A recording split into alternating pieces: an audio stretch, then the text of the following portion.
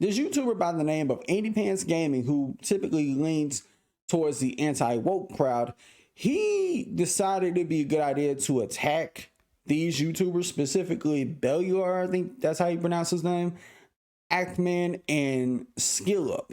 And it's not because of anything they've said or done. You just gotta see it for yourself. So in this video, I want to talk about a disturbing pattern that I've begun to notice in some of our most celebrated YouTubers. I, like many people, was at one time a fan of the Actman, SkillUp, and Belluar. But as time has gone on, I've noticed a pretty upsetting trend in the content of all three of these guys. Have you noticed these three creators never call anything woke? And if they do, they're making fun of you for using the term?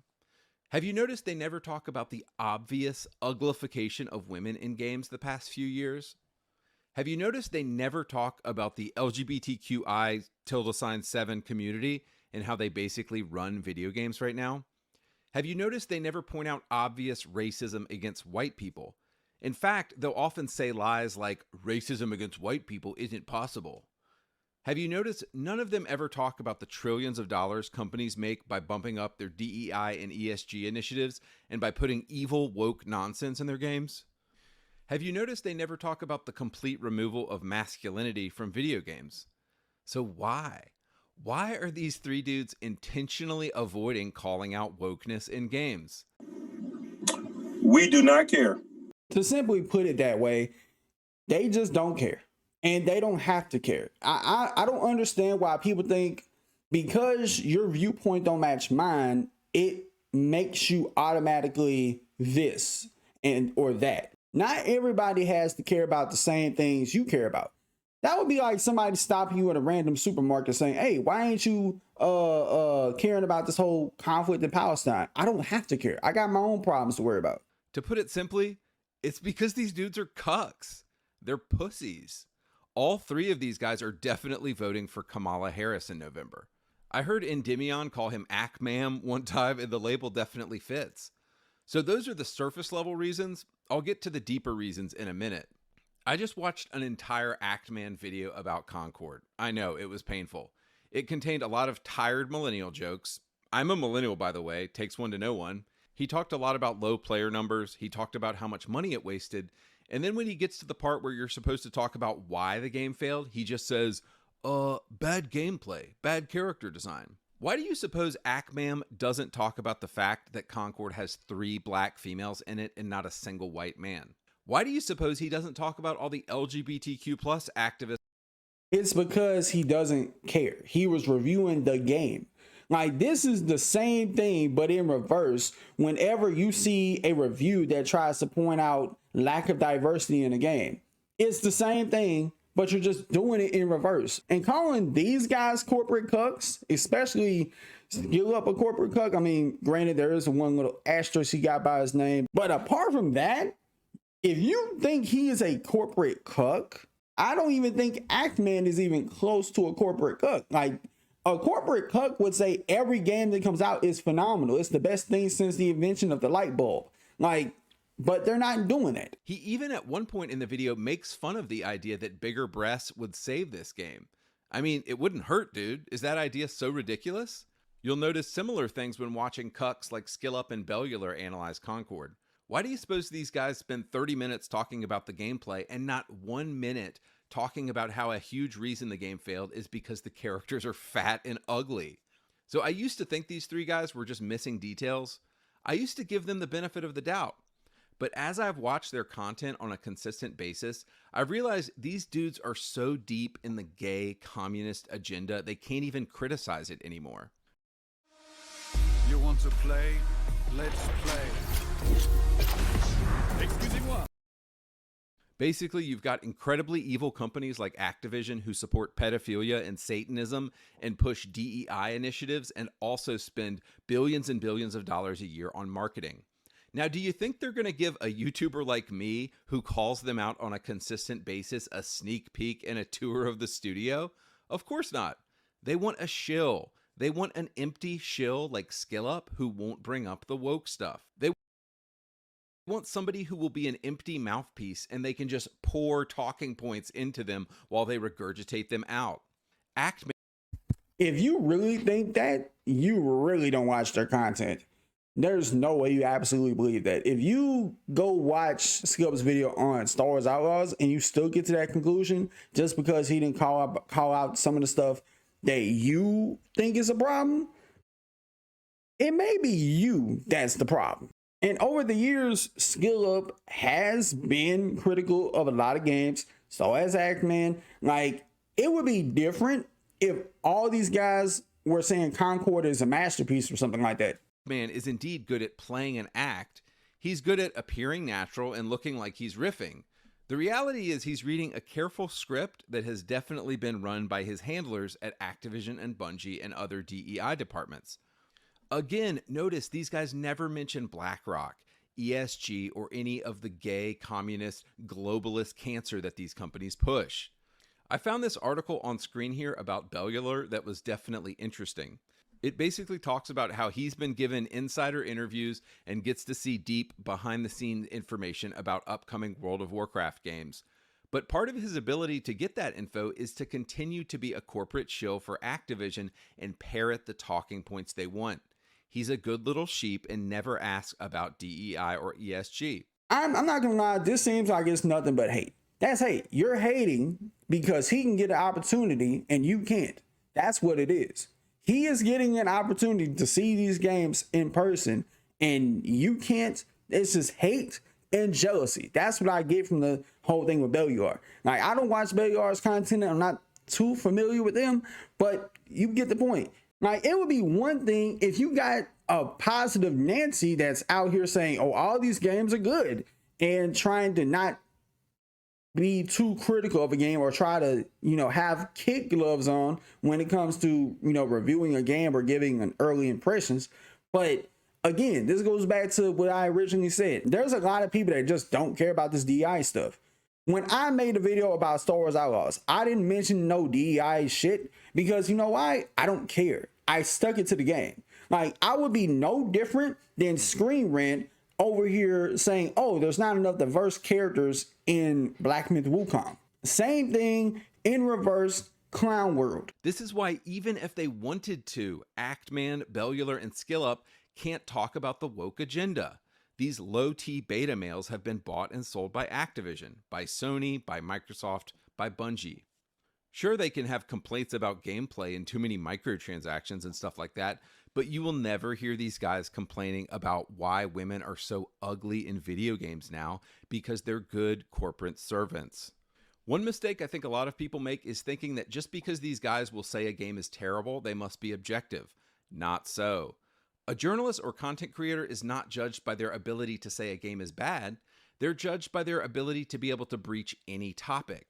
The fact that these creators have never talked about DEI, ESG, and the woke propaganda indicates to me either A, they're censoring their real thoughts, or B, these guys are the propaganda machines themselves. Also, there's no way they're not aware of it. Every third comment on YouTube is calling out woke garbage. So these guys are either willing corporate cucks or unwilling corporate cucks. Either way, they're owned by the corporations. Zooming out a little bit, another interesting issue here is the debate around company structure and the corporate life of video games. Oh my God. Just because somebody don't have the same thought process as you or stances as you does not mean they have to criticize everything. Does not mean that they have to have a problem with all the stuff you have a problem with. I don't have a problem with none of this shit. DEI, I don't care about it. ESG, I don't care. I do not care. Tell me one reason why I should care. How does it affect me or anybody else? And besides, when people watch a review for a video game that costs $70 in this economy, they want to know if the game is good. They want to know if the gameplay is good. They want to know if the game is buggy or broken at launch and if it is a complete product or not, if it's worthy to spend $70 on. Do you think that they want to watch a reviewer preaching to them about how DEI is bad? That is literally inserting politics into a video game review. Is the game good or bad? That's all gamers care about. The only ones that care about this extra shit are in a small minority. Y'all don't matter, by the way. Game companies. These three creators always toe the woke/communist party line rather than identifying the real problem. The actual workers at the bottom, they are the problem. Let me give you an example. So I've talked to a lot of people in the AAA game industry confidentially the past few months. I can't reveal their identities. Companies like Ubisoft have a president, a board of directors, and these are the guys who just care about the money, basically. Below this line right here, you have all the creatives. Usually the person in charge of the creative work is the studio head, game director, somebody like that, and it's usually a whole group of people. Then below the studio heads, you have the 500 or 1,000 people who work at the company. When stuff goes bad and you have a game like Concord that fails, homo leftists like Bellular always blame the president. It's the billionaires, they screech. But after talking to a ton of people in the AAA industry the past few months, I've come to learn this. Billionaires have no idea what kind of game their game company is making. Billionaires don't really care what kind of game the creatives are making. Billionaires just want money to be made. So gay communists like Ackman, Bellular, and Skillup, whenever they talk about the industry, actually want you to be distracted from the real problem, the studio employees themselves. The studio and the people on the bottom are the ones who actually make the game. They are the ones with pronouns in their bio. They're the ones with pride flags in their bio. It's the actual people on the bottom who are making these games trash. All you need to do is get on Twitter to see how true this is. Illustrators, designers, people like Kim Belair. Like I said, they're always gay Satanists, and everybody in the creative department at a video game company has pronouns and gay flags in their bio. So basically, from what I get from this is companies should just go around, fire everybody for simply having pronouns in their bio, for simply having like LGBTQ flags in their bio. You do realize that if companies did that, they would get sued out their ass by firing a bunch of people who just simply has things in their bio. Like, imagine this. Imagine the outrage that would occur if developers were fired for saying Jesus is king on Twitter. The shitstorm that would come with that, as it should, would be crazy. So just like you wouldn't fire somebody and shouldn't fire somebody because they say Jesus is king on Twitter, you should not fire somebody just because they have a certain type of banner on Twitter that you don't agree with or you like. And also, you can't avoid hiring certain people who have them certain things in their bio. You just can't do that because it's bad business. It will be viewed as discrimination. If you don't hire somebody because, oh, let me check their Twitter, they have a rainbow flag in their bio, I'm not going to hire them based off that. So like a person could be incredibly talented or qualified for the job, but because they have a rainbow flag, oh, it just throws it out the window. A great game is a great game. You think that he would be saying this if Concord turned out to be great? No. If Concord had turned out to be a great game, do you think anybody would care about rainbow flags or pronouns? No, they would not care if it was a great game. Just like with Star Wars Outlaws, if that game was a 10 out of 10 masterpiece, masterclass of a game, you think anybody would be caring about how the main character looks? You think anybody would be caring about developers' pronouns or how they look, or if there's a bunch of women working at studios, or if they have pride flags in their bio? No. Also, you cannot discriminate a developer based on their hair color choice. I don't care what hair color they choose to rock with. They can be a goth for all I care. If the game's a banger, then shit, they can be gothic as all they want to be. Wild thing that's happening in the video game industry right now is the chickens are coming home to fucking roost. Billionaire investors for 20 years used to be able to invest money in Ubisoft and get a return on that money. But Ubisoft has been a complete shit show this year, and investors are going to start wondering why their $1 billion didn't turn into $2 billion this year. And this is honestly the sea change that I'm hoping for. This is what we are all praying happens. I want the billionaires to come in and fire all the studio heads and put people in there who can actually make a masculine freaking game for once. Guys, the funny thing is, we literally have Doom the Dark Ages coming out next year. That ain't masculine enough. And Grand Theft Auto 6.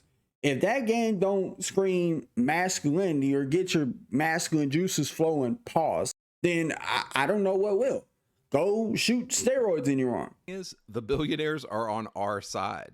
We want games with hot chicks and manly dudes. Those are the games we are buying. Billionaires actually want us to get what we want. Buddy, if you think these billionaires care about you and your little cause, Honey, you've got a big storm coming. You say to yourself, they only care about the money. So why would they care about you?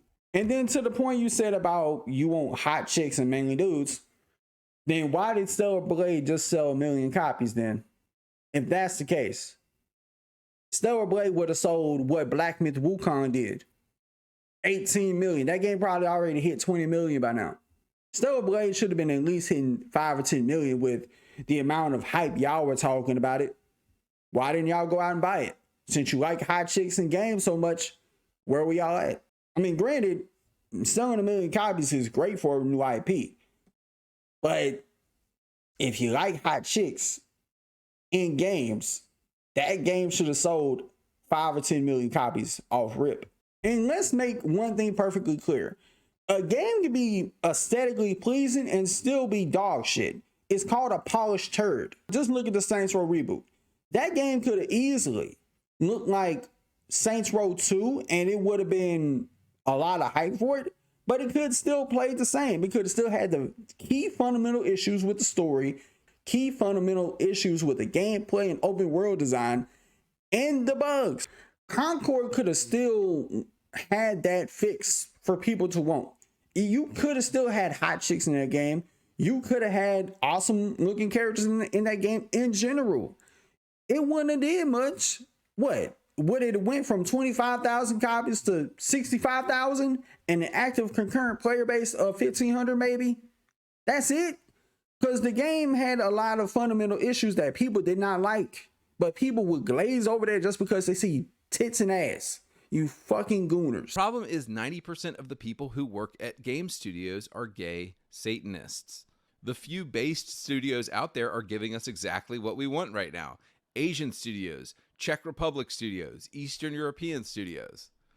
Every other studio out there in the West is chugging the woke homo mind virus and is done. You know, one thing I can't tolerate is when people try to pit developers against each other and say, oh, the Eastern developers are better than the Western developers. You know what this is the gaming equivalent of? It's like the red pill dude saying, oh, Asian women are better than Western women. That's exactly what this is, just in video game form. Mind you, these are the same people that try to sit there and say that modern gaming sucks. But when you look at modern gaming, there's a lot of good games that's been coming out. Not only this year, but last year arguably being the best year in gaming. You might as well close up shop. All right, so in closing, look, honestly, Actman and SkillUp can have whatever political opinion they want. They can be cucks and vote for Kamala this year. I don't care. My whole reason for making this video is to make you aware of the people whose videos you are watching.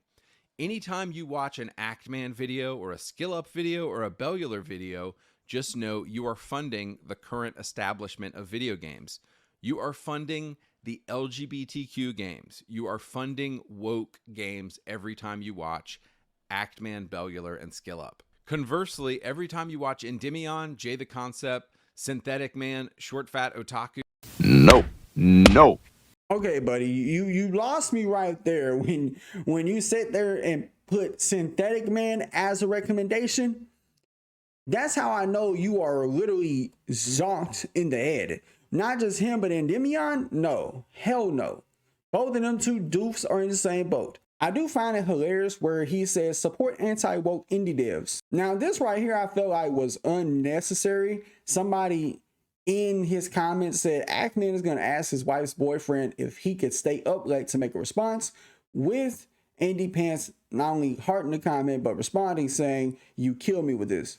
Basically dunking on a straight up personal attack somebody made about Actman, which honestly AndyPants should have just deleted that comment once he's seen it. And yes, I support deleting comments if necessary. 99% of the time, no. With an exception like that, yeah. I don't know. All in all, this video just seems like one big old hate smear campaign, and just jealousy and envious because they got the goods you can't have access to. And you're jealous. And you would love nothing more than you to have your opinions and these companies still want to fuck with you. At the end of the day, not everybody should give a fuck what you care about. Stop trying to force your ideologies onto people. The same thing you preach against the other side about. But with that being said, y'all let me know what you think about this in the comments below. Till next time, I'll see y'all in the next video. Peace.